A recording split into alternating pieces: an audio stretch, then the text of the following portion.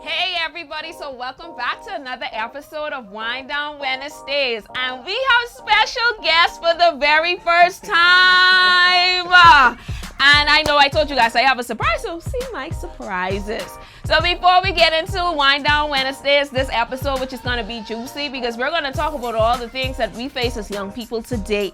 And I just want you guys to know the Level Up Planner is now live on my website, and if you want to get a copy of that, just check me out on Instagram, Jojo_the Great. Click the link in my bio and it'll direct you straight to my website. Remember, I have both the planner and the notebook. You can get a copy today before I have to restock because they are limited. Now, with that being said, as we get into today's episode, I have two of my amigos here. I know you guys have always been wondering who is Joshia speaking of so highly in her episodes when she speaks about her friends. So today I'm going to introduce to you D'Angelo and Shanae, and then they're going to introduce themselves. Just give us, I want y'all to give a story about how we met. Oh Lord, which one? Or like should we give like the wildest experience we had together? Ooh. Yeah, that's gonna be the deal breaker. That can be the deal breaker. We're going to do the wildest experience we have experienced together. I don't want to talk about it because I feel like there's enough. So who will go first? Ooh. You want to talk about it over here? I'm trying to figure out. Same side. What y'all feel was the craziest experience? I feel I know which one, but you guys go first.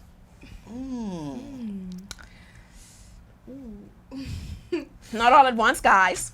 So many. Ooh. Oh, we can talk about that later. Ooh. So let's talk about Atlanta one. Yeah, Atlanta. We had a lot of crazy did. experiences in Atlanta, Oh, The one with me on my I'm side, gonna give or a story time. My story time is so they didn't blame me, but I felt like I was the cause for us almost dying. So when was this? Which one? Ooh. 'Cause it's I'm gonna couple tell the censored one. Oh, I know which one. I know which one. We've Yeah. all let it been go, let it away go. before. So we've been away. You know the big highways and byways and the turnpikes. So so we had gotten a ride from a friend. Let's put that in quotes. Nice guy, Mike. Nice If y'all guy. didn't watch Joe's story on Friends, yeah. Yeah. This reference into that. Yeah. So Yeah. we had all gotten into the car. So, it's a very nice car. Could be a 2020, 2021 car. They Very say it nice. is. Mhm. So, we get in it. All you see is, we say, okay. Nah, I know Benzes go that fast. We doing 90 to 100, and in the States, that ain't like 90 to 100. Hell. So all I see is Joe out the window, deep praying, and I in the middle getting yuck, because I in the middle seat saying, Lord, if we draw breaks, that's me. And she keep going. I don't want to cut Shanae off, but let me tell y'all what was going on in the box. That's my interpretation of what had happened. Shanae was going in and out of consciousness. Like Yes. she was going in and out. Mm-hmm. Clutching my thigh for dear life. Because I said, Lord, if I go to the window, please let me hold on something. Mind you, we in Miami this New Year's now. So this would really get me, D'Angelo. So D'Angelo, when the man who was the driver of the car started to speed up on the turnpike. On the turnpike, you're supposed to slow down. This person did not slow down on the turnpike. Let me tell y'all, this is D'Angelo. This is his exact reaction. And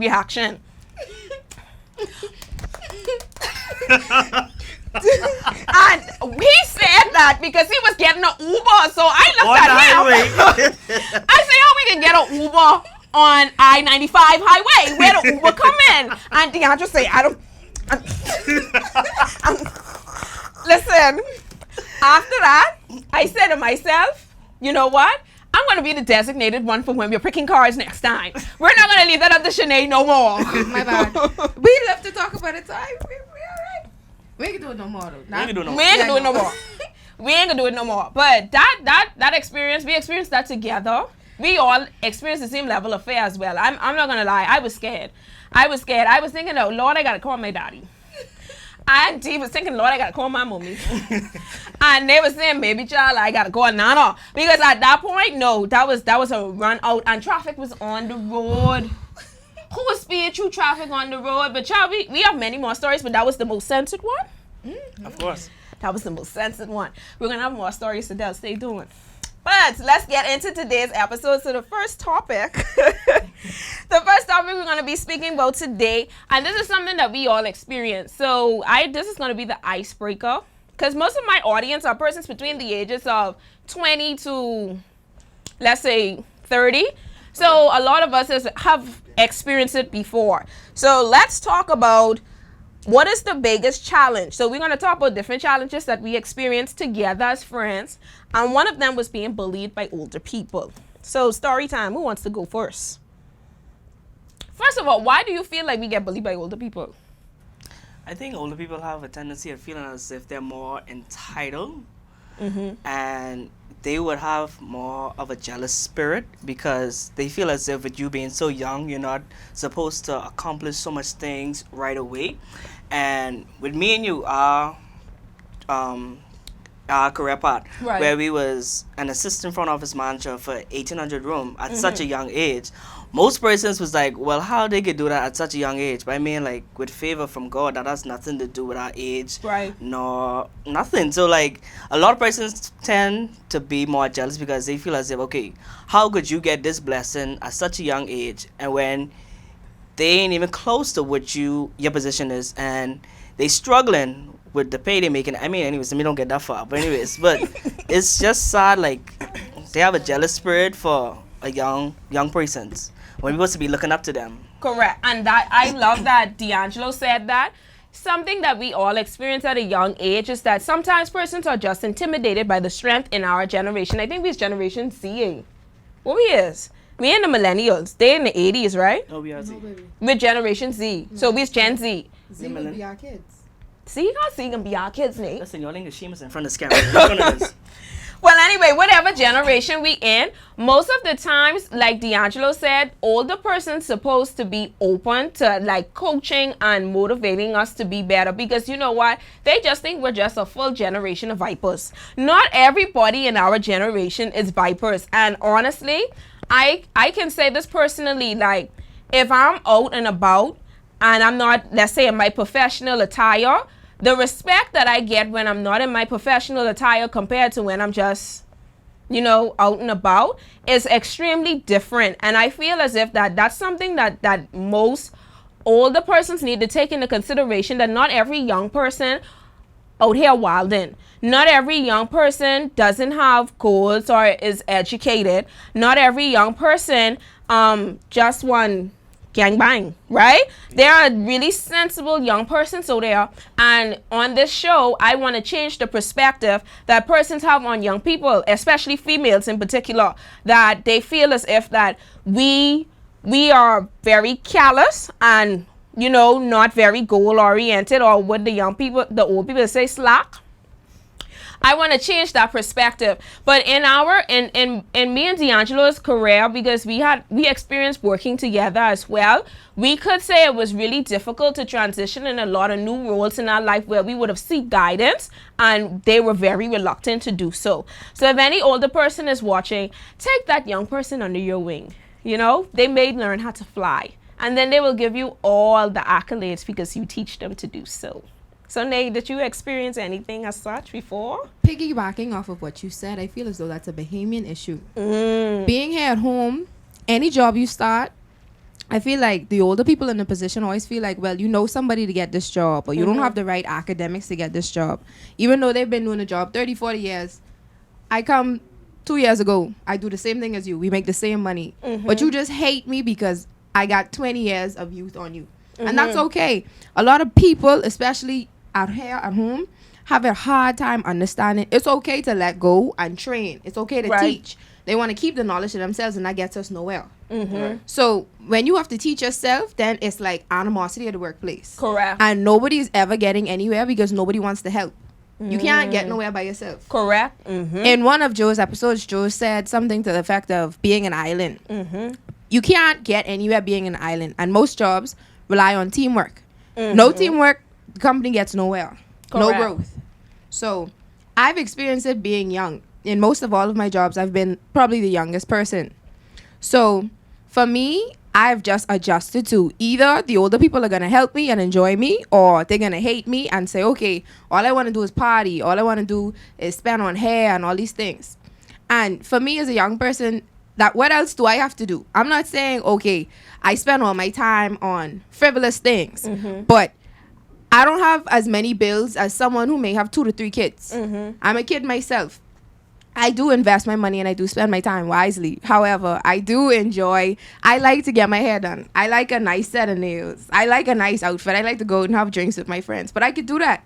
This is where I like to enjoy and spend my time. So we in different sets of life, but we all have the same goal. Correct. And I feel as if too, like Shanae said, we all should have the same goal. Success is measured different in everybody else's eyes. Just because my success goal is not the same as your goals does not mean I have no goals, period. That like a lot of times we feel as if that we have to force everybody to be our cup of tea. You are not going to be everybody's cup of tea, but you also have to understand that in a world we are all different and we all have different personalities and different perspectives on life. In order for us to work together, we have to respect each other. And as young people, being an advocate, I want to say sometimes we just want a little more respect and a little help from our older persons, because we're not here to harm you. We're going to have to be the ones to make shift and break generational curses, so you can make sure that when we have our kids, that they don't have to go through the same thing that you went through. That's what we're here. We're generation breakers. We're shift makers. That's what we're trying to do, and we need your help in order to do that. So let's go on to our next question. Money, money, money. So let's talk about young people getting money. Okay. Do you feel that when young people get money, do we get it ethically or unethically? Depends. Yeah. It depends. When you say getting money, did I get money or did money get me? Explain that. When I getting money, I've been to work. I work hard. But Real? they just see you young, pretty, okay, someone funding you. You wasn't there when I was getting up at 5 o'clock this morning. You wasn't there when I was up all night doing schoolwork. You wasn't there for that. All you see is, oh, I drive a nice car. Oh, I get my hair do every 2 weeks. That's all they see. You wasn't there when I was struggling. But your first instinct when you see a young woman getting money, especially a young black woman, someone funding that. Yep. If you taking trips, don't forget about that. Ooh. They always going away, but what were they? Ooh. You know what? Let me leave that alone. Honestly, I agree with Shanae, because I feel as if that there's a negative connotation towards a successful black woman, especially a young one. All the time you see a young woman getting to this bike, you see a young woman starting a business, you see a young woman driving a nice car, even down to a nice job. The first thing they said, she is being funded or she had sexual relations to reach to the position that she is in life. And that's something that society as a whole has to get away from, because when you see someone of a different color, the first connotation that comes to your mind is not a negative one. If anything, the first thing you say, maybe they have rich parents. So therefore, why can't a young black female or a young black male have rich parents as well? Why is the first thing that we associate with young people that you have to do some type of illicit act in order to get money? And I feel because they press that on us, that's what we do. Because you speak it into us. You speak it into us, and then also you'll stop our bikes too. Let's stop with that. You stop the bikes. You stop us from eating. Because like Shanae said, you wish for us to, you try to understand us, but then you really don't. You feel like you are entitled to something. So D'Angelo, in regards to young persons getting money, when in your life did you make that decision that I want to be a successful black man? From I graduated, I always said, okay, what's the next step? Obviously, high school is now finished with. What is my next step to try, like you say, get this bike and try live the life that I do live today? Like, everyone know I'm a traveler. And yes, that comes with yes, y'all know that. That comes with a lot of financial savings, and you have to make sure you could be equipped to take care of yourself while you go away as well. So by that, I was making sure that I tried to basically source out where can I get my funds, and from work, side hustle. But it's just sad that we even have to validate ourselves right now as to how we get the bag, just because of some persons who are not really happy where they are right now, even though they're so much older. But my thing is, we shouldn't feel guilty for our success. Correct. And we shouldn't allow anyone to take it from us. So we gotta definitely make sure we feel good for ourselves and not really take heed to what anyone else had to say of us getting our bags, to be honest. Shanae, have you ever felt guilty about your success? You know what? My friend had a big success achievement. My friend now is a college graduate. My friend holds a bachelor's degree, y'all. And ain't no play degree. It's science. You know, play degree. And to piggyback off of that, a lot of people have said, oh, well, we didn't see you post your pictures. And my response to them was, then my parents home catching dust. The 11 by 14, the big ones. I said, I don't need to post on the media, or I don't need to show people, hey, I did this, or hey, that's happening in my life. I'm one of those people, I post what I want you to see. So the people in my immediate circle, which is really my 5 friends and my family, have seen my pictures. They've seen all of my pictures. And for me, eventually, I guess I'll post them, but that's an achievement for me. I'm happy that the people around me are proud of me, but that's a me thing. And like Dee said, whether you do good or bad, people are gonna talk. Yep. So you might as well do as you please. And once you're happy and you have your own morals and you're good, then you do you. You do you. And that's what matters. Yes. I love this. This is such a great conversation. You see how educated we are, guys. We have fun, but we really educated. All right. So this is a big one. Are serious relationships a distraction at a young age? Yes. It depends. It depends. It depends. It depends on your goal. It depends. So if you have a goal where you work 16 out of 24 hours, you never gonna make time for that person. Right. Now, if the person you're seeing understands your goal and is willing to work with you, then perfect. You have to have someone who's equally yoked. Correct. Someone who's willing to say, okay, baby, you working. I know you working today, tomorrow, the next day. See me when you see me. Right. But I know the love is still there. It's okay. Right. Now, if you have someone who's more so needy, or you always working, you don't have no time for me, then they'll never get nowhere. Right. But once your partner understands, okay, I work. Like, that's me. I work in the day. I go to school there, and I got to do this. I got to do that. I always got something to do. When I make time for you, my free time is for you. Correct. But if you're unappreciative of that, it will never get anywhere. Right.